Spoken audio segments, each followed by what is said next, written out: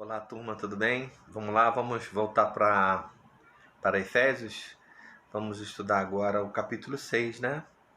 É o último capítulo, né? Nós vamos fazer em duas partes, então estamos acabando aí o nosso estudo sobre Efésios. Não acabou hoje não, mas estamos no último capítulo, tá bom? Em nome do Pai, do Filho e do Espírito Santo. Amém. Vinde, Espírito Santo, enchei os corações dos vossos fiéis, acendei neles o fogo do vosso amor, enviai o vosso Espírito, tudo será criado, e renovareis a face da terra. Oremos.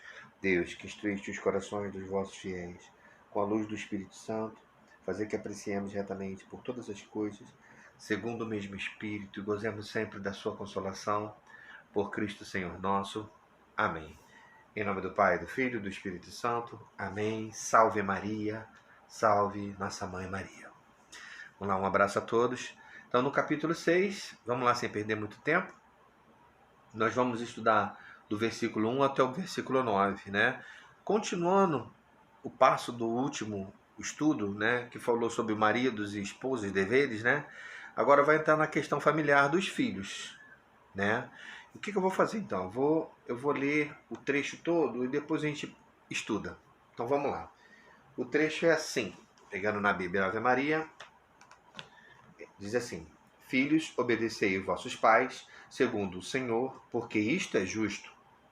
O primeiro mandamento acompanhado de uma promessa é: honra teu pai e tua mãe, para que sejas feliz e tenhas longa vida sobre a terra.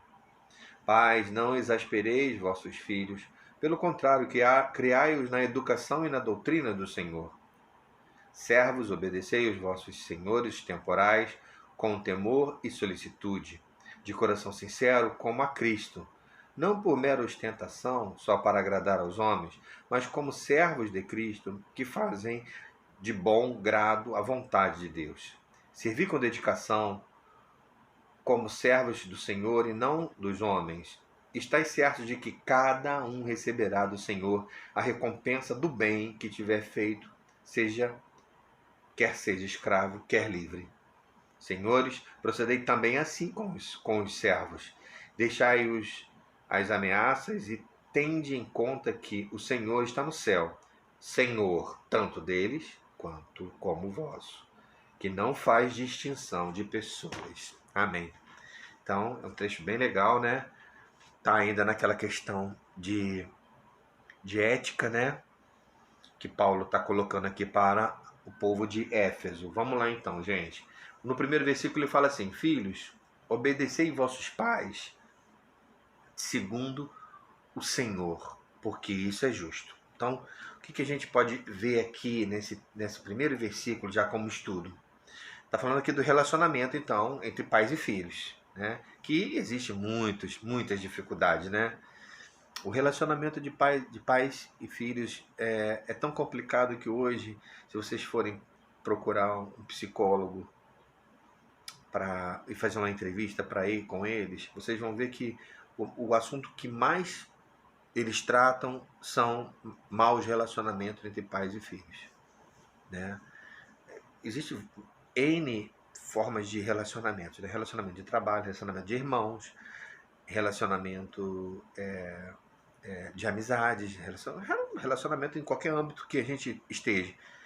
Mas os relacionamentos entre pais e filhos, quando não são bons, quando ocorre alguma dificuldade, causa traumas, causa dificuldades dificílimas de superar, porque mexe com algo que é para ser primazia em nós, que é o amor de pais, amor de filhos aos pais, de pais aos filhos. Por isso é tão difícil, por isso que marca tanto, por isso que se trata tanto em psicólogos, problemas de relacionamento entre pais e filhos, né? Então, Paulo trata disso aqui, fala entre filhos, obedecei vossos pais segundo o Senhor, porque isso é justo. Ele fala aqui de criar, de educar, de orientar, né? Os pais fazerem isso para os filhos, mas os filhos ele pede a obediência. E obediência na Bíblia, a gente tem que entender que a obediência está muito relacionada à retidão, à vida reta. Na igreja a gente ouve muito falar de obediência, né? Os padres, eles pregam muito isso. Talvez seja por causa do primeiro pecado, que é da desobediência, né? Todas as desgraças se originaram aí em desobedecer. Então, a obediência é primordial para se ensinar. Ensinar a ser obediente é muito difícil, porque a obediência requer você quebrar vontades e ser obediente àquela vontade, àquela regra. Aquela regra, não só de Deus, mas aquela regra de vida. Então, ser submisso àquilo. Então, é muito difícil ensinar alguém a ser obediente e ir contra a sua vontade, se não for aquela vontade, a dela. Mas ela está voltada então à retidão, a ser reto. Quando eu sou reto, correto com uma coisa, com uma ordem, com uma doutrina, com uma filosofia, aquilo vai me levar ao benefício daquela regra. Então, se Deus dá vários mandamentos, se Deus dá várias filosofias de vida por Jesus, se a gente caminha nessa obediência, nós vamos chegar à felicidade. É claro que você vê que muitas coisas são contrárias, desvia de caminhos, então é difícil a obediência. Então por isso que a obediência é uma coisa muito séria a ser ensinada, a ser passada. Até nós adultos precisamos de orientação. E é difícil de chegar à consequência de ver que tudo se originou numa desobediência, numa falta de retidão, porque nós vamos ter que ter a humildade de aceitar que eu errei por causa da minha vontade, não de seguir uma norma, uma regra, um mandamento de Deus até. Então, isso fica muito assim claro de que na Bíblia, ser justo, que fala que porque isto é justo, né? Obedecei ao Senhor, porque isso é justo. Justo na Bíblia tem um sinônimo de reto, de ser reto. Né? São José era justo, era reto, era correto. Então é andar correto, ser justo é andar correto, é fazer a vontade de Deus, era obedecer isso. Então está voltado a ensinar a obedecer, a ser justo, a ser correto, a fazer a vontade de Deus. A gente tem que olhar esse trecho assim. Aí no versículo 2 fala: o primeiro mandamento acompanhado de uma promessa é honrar teu pai e tua mãe. Olha que legal, né? Está falando aqui da lei do decálogo, os 10 mandamentos, né? Decálogo é os 10 mandamentos, né? Fala-se decálogo porque são os 10 mandamentos lá na tábua que Moisés trouxe, escrita por Deus, e que não só o cristianismo, mas o islamismo e também o judaísmo utiliza esses mandamentos de Deus, que são princípios são princípios éticos relacionados à moral, até a adoração, né? Mas é relacionado à moral. Adoração porque os 3 primeiros mandamentos falam de Deus, amar a Deus sobre todas as coisas, buscá-lo, honrá-lo, né? Guardar os domingos, os preceitos. Os 3 primeiros falam de Deus, mas o 4º fala do quê? De honrar pai e mãe. Então, o 4º fala do relacionamento com o próximo. Não fala com Deus, com relacionamento com Deus. Os 3 primeiros falam do relacionamento com Deus. Mas o 4º passa a falar do relacionamento com o outro, com o próximo. Então é o primeiro mandamento que fala do relacionamento com o próximo. Ah, Beto, claro, né? Quem não sabe disso? Mas há uma profundidade aqui a ser estudada. Prestem atenção. Para os judeus, principalmente, que herdamos toda essa cultura, né, essa religião que veio para nós, mas veio dos judeus, há um certo grau de importância nos mandamentos. Primeiro, segundo, terceiro, quarto. Tanto é que tem um mandamento que fala não matar, né? Para os judeus do Antigo Testamento, não matar é um mandamento, é uma ordem. Temos que ser obedientes, não devemos matar. Mas, se alguém ofendesse a Deus a tal ponto de tal gravidade, você poderia matar aquela pessoa por Deus. Você vê isso por rei Davi. Matava os inimigos porque insultavam Deus, né? No tempo de Davi. Então, os mandamentos, eles têm uma ordem de importância, sim. Então, os primeiros mandamentos são muito importantes. Ó, amar a Deus sobre todas as coisas, guardar domingos e festas, né? Ir à missa, né? Não levantar falso testemunho contra Deus, né? Seu nome em vão, não proclamar o nome de Deus em vão. Falso testemunho não levantar o nome de Deus em vão. Esses 3 mandamentos estão relacionados a Deus, isso é muito importante. É mais importante que os de baixo. Mas os de baixo são importantes porque falam do relacionamento com o homem. E aí que eu quero chegar. Esquece os 3 primeiros agora. Dentre esses que são de relacionamento com os outros, honrar pai e mãe, furtar, né? Levantar falso testemunho, não cobiçar a mulher do próximo, não cobiçar coisas alheias, né? Dentre todos esses outros, os outros 7, honrar pai e mãe é o primeiro, é o principal. Isso é legal. Você não, a gente acha que furtar,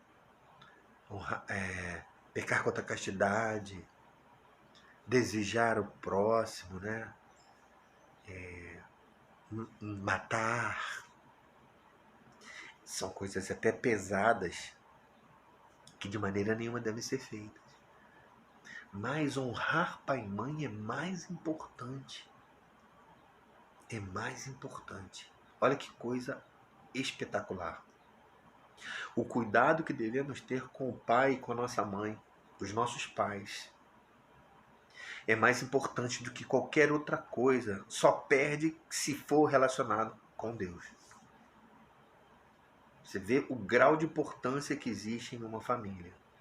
Então, o zelo, a dedicação, o interesse pela família, isso é uma coisa que devemos passar, é uma coisa que devemos cultivar. Então, é o do 4º mandamento, né? Mas é o primeiro com referência ao próximo, aos relacionamentos sociais. Né? Então, dentre todas as pessoas que devemos amar, Deus fala para a gente amar a todos, né? Mas dentre todas que devemos amar, os pais são os primeiros nesta ação de amar. Nós devemos amar os nossos pais em primeiro lugar, pós Deus. E quando eu falo amar, eu falo no sentido de servir, de ajudar, de assistenciar, de estar presente, de colaborar, de ver o que falta no coração, ver o que falta na saúde, ver o que falta na alegria que está faltando. É nesse sentido aí. Devemos dar até. Por que a gente não faz isso com amigo, com pessoas que a gente gosta? Esse é o próximo, realmente próximo nosso, e com um mandamento. Então, mesmo que seu pai, sua mãe seja muito difícil de se lidar, de se conviver, até pelo que às vezes eles possam ter feito, né? Mas um mínimo de amor, dentro do possível, Deus pede. E o máximo de amor, dentro do possível, Deus quer. Ok? Muito bem. No versículo 3 fala: para que sejais feliz e tenha vida longa, sobre essa terra. Aqui a gente viu uma promessa, né, gente? É uma promessa. Vocês já ouviram falar sobre escorbã, né? Lá na época de Jesus, Jesus criticou sobre a tarifa de escorbã. O que seria isso? É que os filhos, havia uma lei criada pelos judeus que aqueles que ajudassem o templo porque ajudar a Deus é maior do que ajudar qualquer outra coisa, né? Os 3 mandamentos. Aquele que ajudasse o templo estava desobrigado de ajudar os pais. E Jesus critica isso. Por quê? Porque numa família, se um desse, o outro estava desobrigado de fazer, de dar essa assistência, né? E mesmo que você tenha que ajudar, dar as coisas a Deus, você não pode negligenciar os seus pais. É um pecado isso. Pelo ensinamento dessa palavra, esse trecho bíblico de Jesus, é um pecado você não dar assistência aos seus pais. Aí eu repito a vocês, mesmo que haja dificuldades. Mas há uma promessa para aqueles que ajudam. E promessa de Deus, gente, é concreto. Você que acredita em Deus, que crê em Deus, é concreto, é uma promessa de Deus. Que você vai ser feliz e vai ter uma vida longa aqui nesse mundo se você honrar o teu pai e tua mãe. Na medida do possível que você possa, né? Que você tenha condições de ajudar, de fazer. Então, aqui é muito legal porque fala de ser feliz. Ser feliz aqui. Nós buscamos muito isso no dia a dia, né? A felicidade. Ser feliz. Tá um bom caminho. Fazer tudo pelos nossos pais. Né? E fala de vida longa. Na tradução original fala de gozar de uma vida longa, ou seja, do prazer de uma vida longa. Não é só viver muito, mas é uma vida prazerosa. Olha, isso é promessa de Deus para aqueles que cuidam dos seus pais, que vejam as necessidades dos pais. É muito importante também falar isso para vocês. A necessidade do pai não é porque está doente, porque está passando fome, porque está passando necessidade que tem que ler. Não é só isso. É a necessidade do coração, da felicidade. O que eu posso fazer para o meu pai ser mais feliz? Que a minha mãe seja mais alegre e feliz. O que eu posso fazer nesse sentido? No sentido emocional, no sentido mental, no sentido até de atividades, de ver se não existe solidão, se não existe tristezas. Um filho pode e tem muita capacidade de tirar muita tristeza dos seus pais, de alegrar, né? Eu acho que passa muito por aí. Não é só assistencializar com coisas materiais, né? Que também é muito importante quando não tem nada, quando está faltando.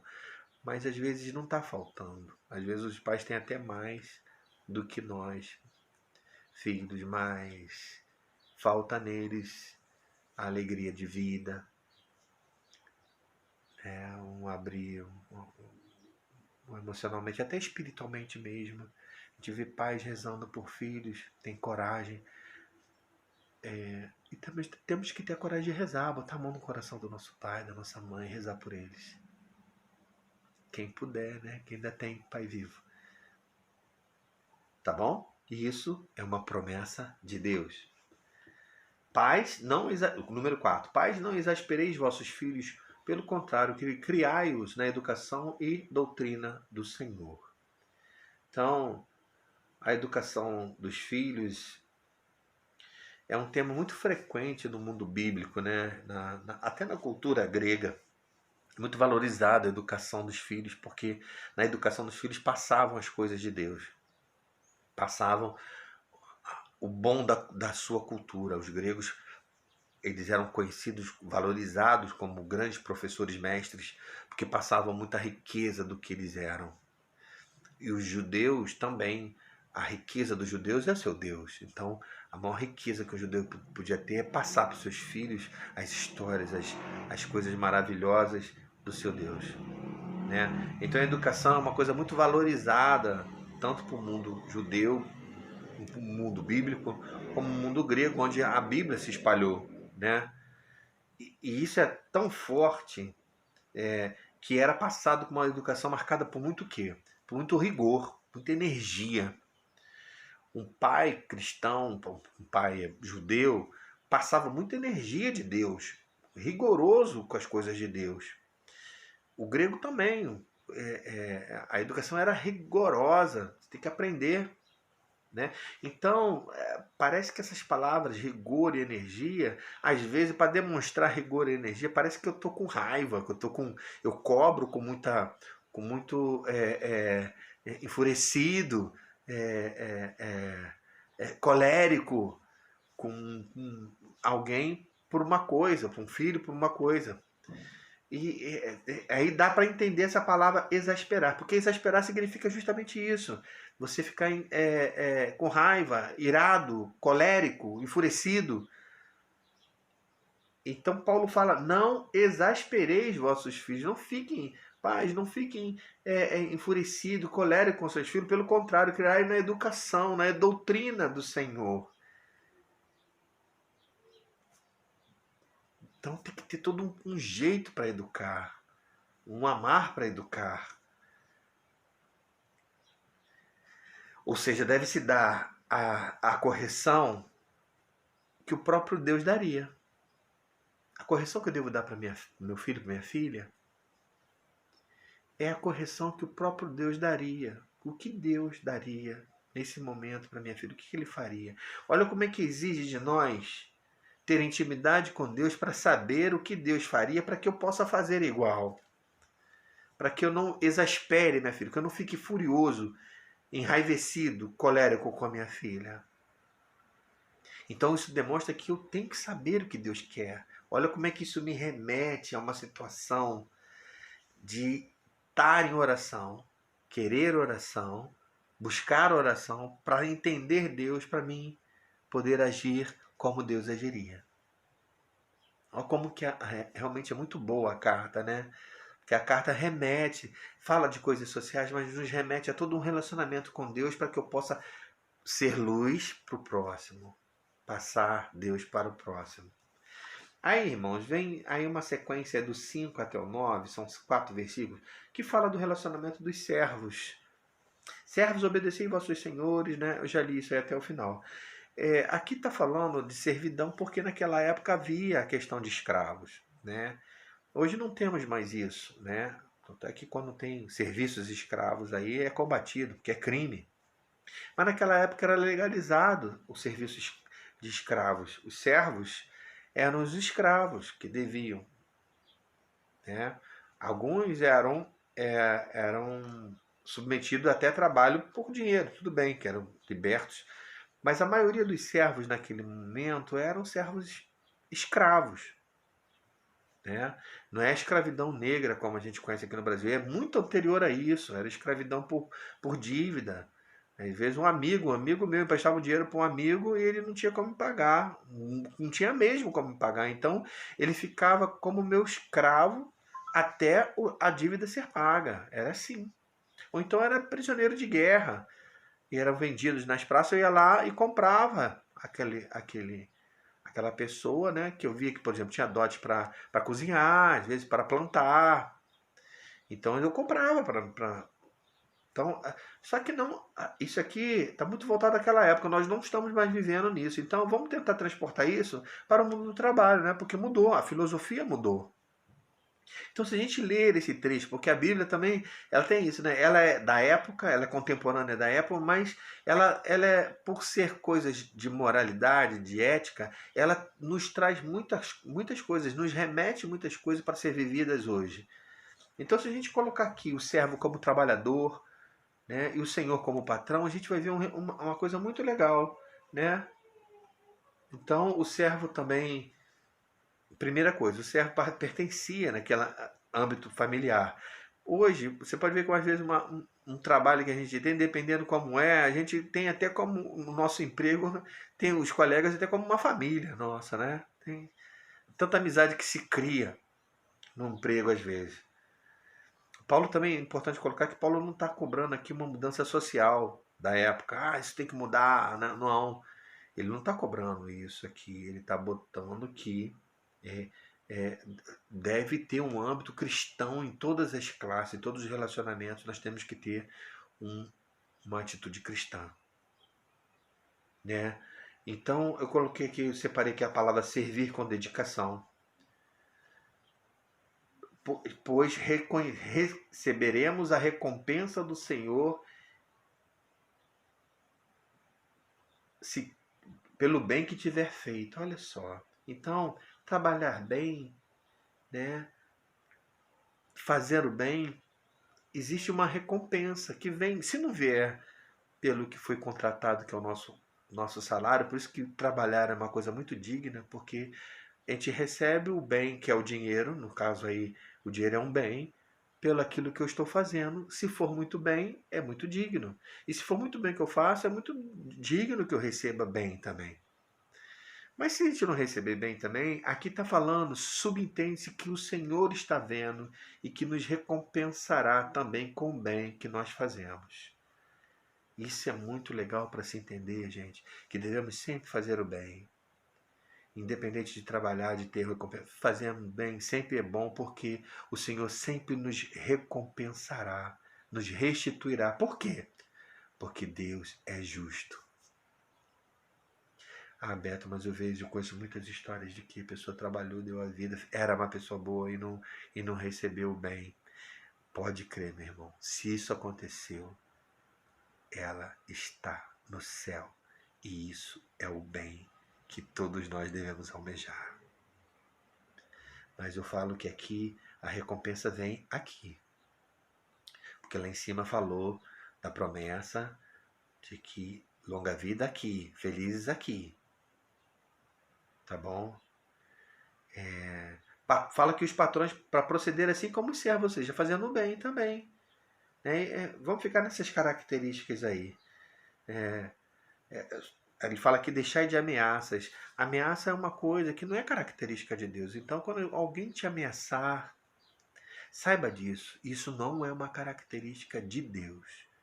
Pelo contrário, é uma característica anti-Deus, daquele que é contrário a Deus.